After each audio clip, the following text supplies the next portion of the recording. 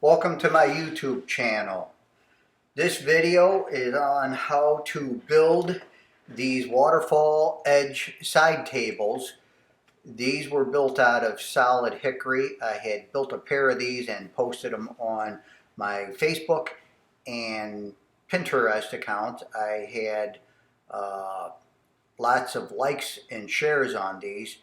Since I had a request to build a couple for my son for his apartment, I decided I would make this video and show everyone how I did it.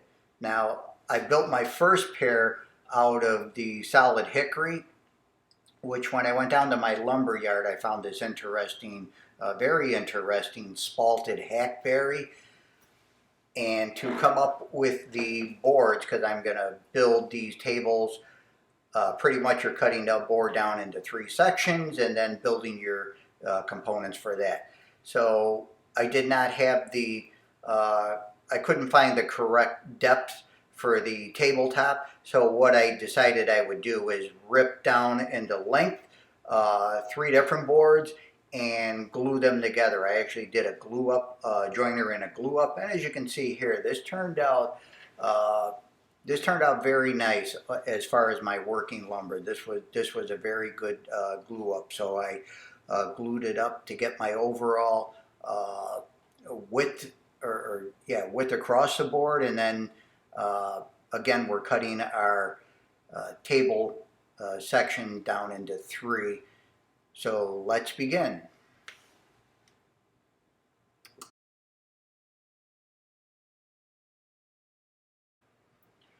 First square off the end of the board, then break the board down into 3 pieces according to the measurements in the plan drawings. Be sure to add together all the pieces for the top and cut as one piece. Mark your second cut with a crayon as the word column and place aside so you don't cut it up. Measure and cut the top section into 3 pieces according to the plan dimensions using the miter sled with the blade set to 90 degrees.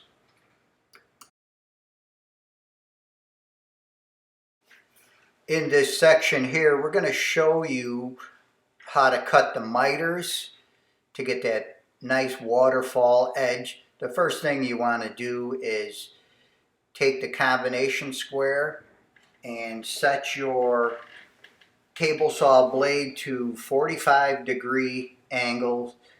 Check it with that combination square. You want to be dead on. If you're not dead on with your angle, it's going to kind of mess up your project, and then you'll have to do some fixes so you can recover from that, either as you're gluing it up or somewhere else down the line. So again, you're going to cut the miter for the top, the side, and the little shelf compartment.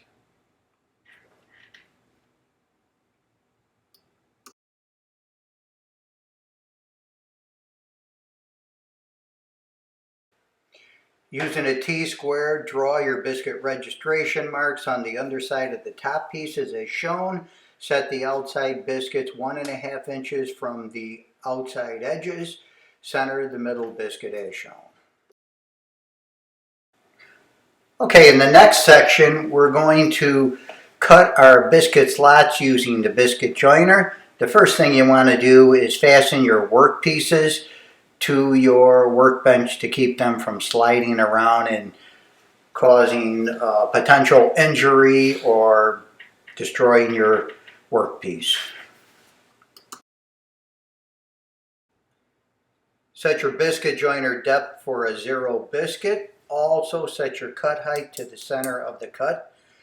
Align to the alignment marks that you drew on the underside of the top pieces and cut.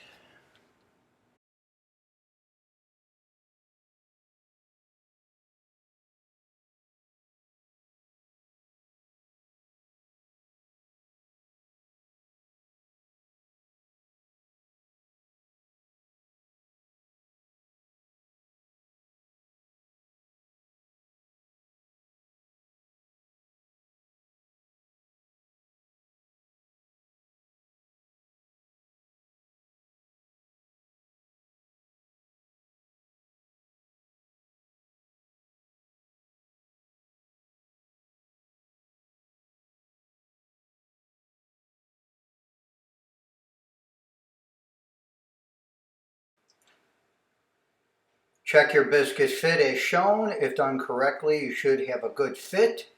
The next thing you'll need to do is to create some clamping cauls to clamp together the side and the bottom pieces of the top section.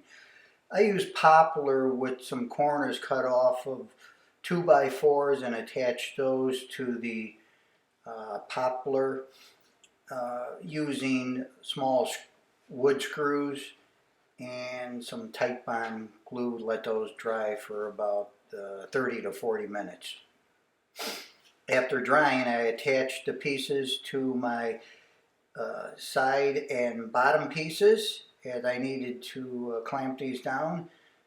And then I applied the tight bond glue to my pieces, inserted the biscuits, and clamped together using the clamping cauls as shown.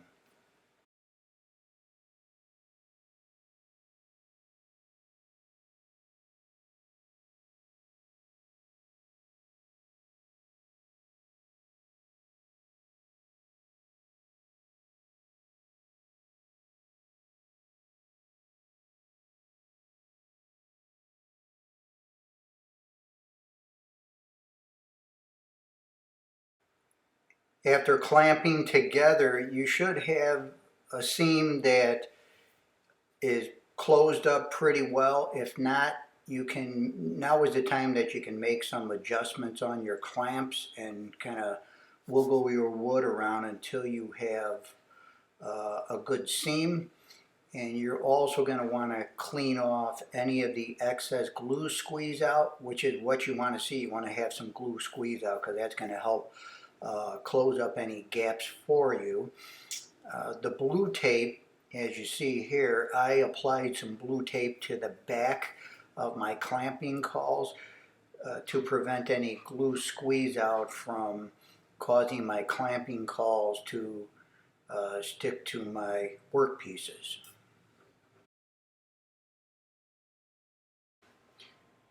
Be sure to clean off any glue squeeze off on the outside edge, clean that up.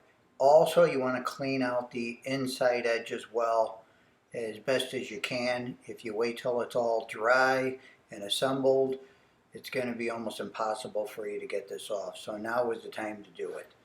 After it's all cleaned off, set the piece aside. It should pretty much be cure hard in just under 2 hours, so you can remove the clamping cauls after that. In this section here, we're going to start measuring and doing the layout for the positions for our dowel pins, well, where they will be placed and where we need to drill the holes. On the tabletop underside, find your center line and draw across the bottom as shown. It's best to do this using a T-square if you have one. Next, draw 3 registration lines perpendicular to the center line on the tabletop underside. Place the outside marks about 1.5 inch from the edges, with the third one down and across the center. Then align the center column top edges to your registration marks and transfer those marks onto the center column. If you have a large T-square, transfer them all the way down to the bottom of the center column. That way you can center those same marks to the base. So you're just going to duplicate a mirror image of the marks on the tabletop underside to the base. So everything will be in perfect alignment.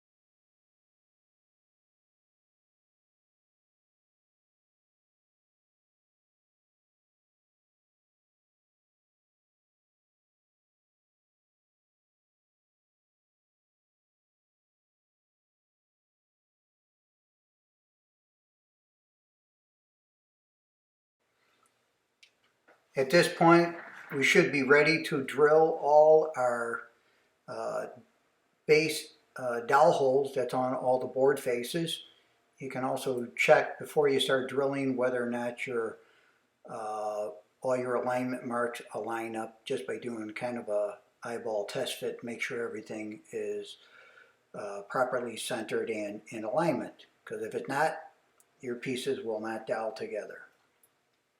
So the first thing we'll do is using our straight drill block and our stop blocks. I used a 7/16 measurement guide to determine my 7/16, which is just going to be slightly over halfway through the thickness of the board. You want to be very careful here not to drill through the face of your project. So use the stop block and the stop collar on your drill bit, and you're going to be using the 5/16 drill bit here. If you don't want to mess around with the stop collar, which I find can be very cumbersome at times, I just set my depth with my stop block and use a blue piece of painter's tape so I know when I'm getting down to the proper depth.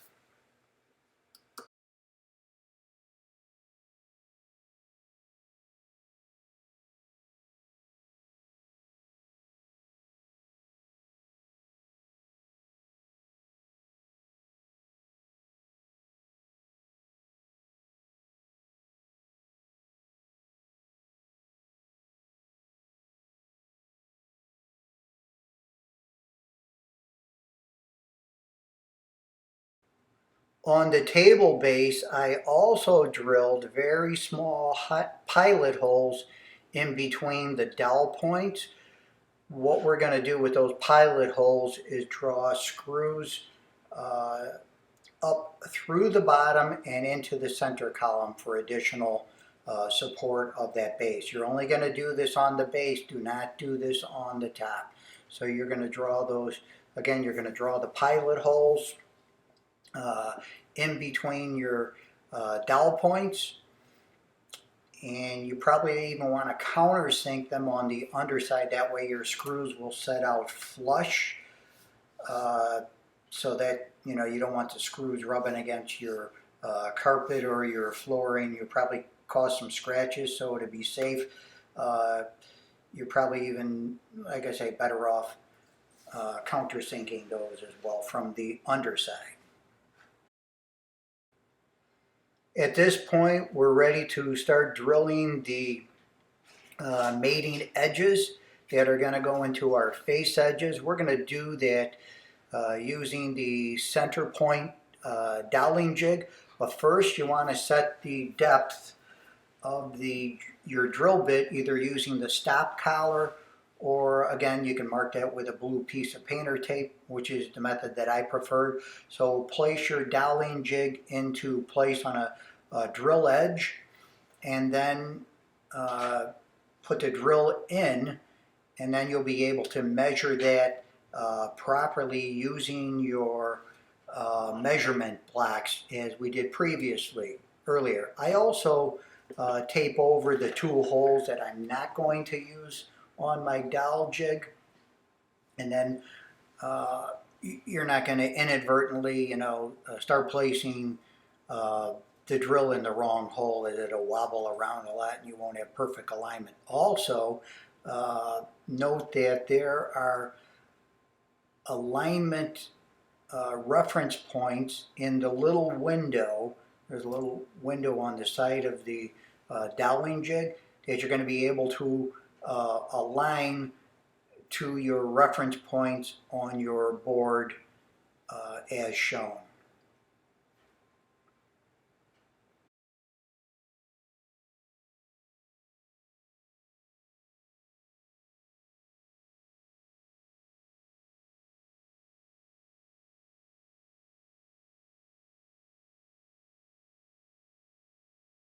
Now that you have all your dowel holes drilled out, you can now test fit everything to make sure everything is in alignment and properly fits. One thing I forgot to mention as I laid all these table pieces together to kind of check the fit on everything, make sure everything is in alignment. I did not mention about cutting and drilling out the dowels for the center column support piece. So you're going to want to do that at some point before you get ready to put it all together. That's going to be the first piece that we dowel into place. So just follow the same method that we use to center everything out and you'll be fine. And this board length, to determine the length, again, it's going to be from that where the bottom of the shelf rests, the underside, all the way down to the bottom of the column. So that's going to be your length that you're going to need to cut. Again, if this is precise, your table should be exactly level. If you're off a 16th or an 8th, you're going to have a tilt to it one way or the other, if it's longer or if it's shorter. So this is one cut that precision does matter extremely. So again, as you can see, I'm test fitting everything here together, and my pieces are going together quite well. So the first piece that we're going to begin with on assembling is that center column with the center support piece. And then all other pieces are going to fall into place on top of that. I also checked my angles on my test fitted pieces to make sure that everything is at a 90-degree angle. Mine were pretty much spot on, so there will be no imperceptible tilt to the naked eye of my tabletop or my columns or anything. So again, that's one thing that you can do if you have a small combination square. Even a larger one will work. If you have a combination square, that'll do the trick too, except when it comes to getting underneath the table base where that all fits together. But again, check it with the combination square and you can pretty much get an idea if you want to proceed or if you have to make some adjustments on your project.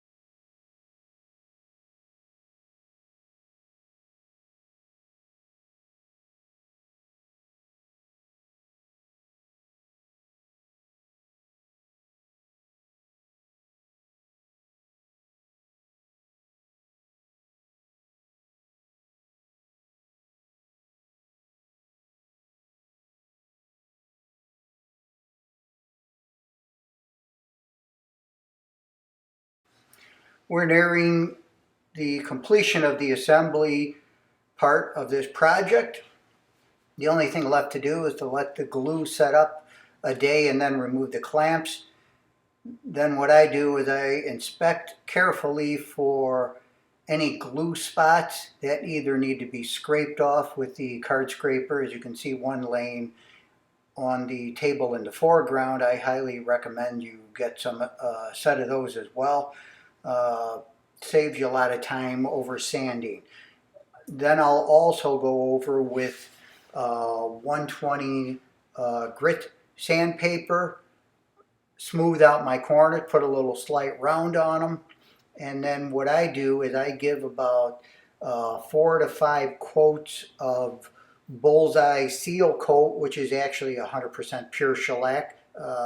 It de-wax shellac versus the shellac which has wax in it. I always buy the seal coat. It's just more versatile for my needs. After that, I will finish off with a coating and a buff out with steel wool and paste wax to give me a very silky satin smooth finish.